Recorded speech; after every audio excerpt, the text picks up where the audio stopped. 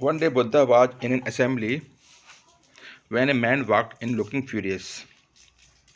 He thought Buddha was doing something wrong. He was drawing a huge crowd and people would just go to him and meditate. He was a restless businessman and he had found that his children were spending their time with Buddha when they could have engaged themselves in business, making more money and ensuring their livelihood. He felt that spending few hours of their day seated next to someone whose eyes were always closed was a complete waste of time. So the father of the family was very upset and he said, I am going to teach this man a lesson.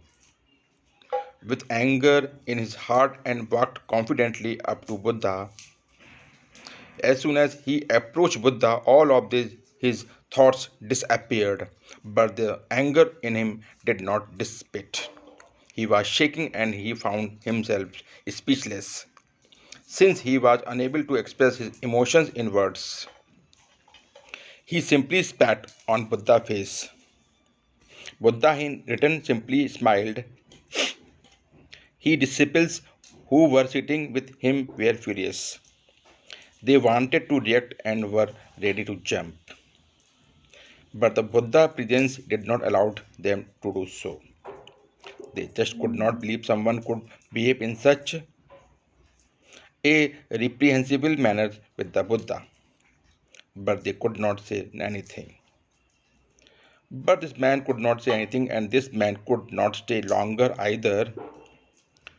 He noticed his action had not drawn any reaction from the people around him, and the Buddha had simply smiled in return.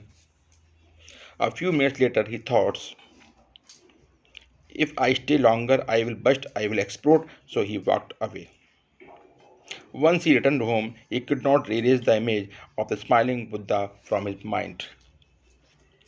For the first time in his life, he had met someone who had such an extraordinary reaction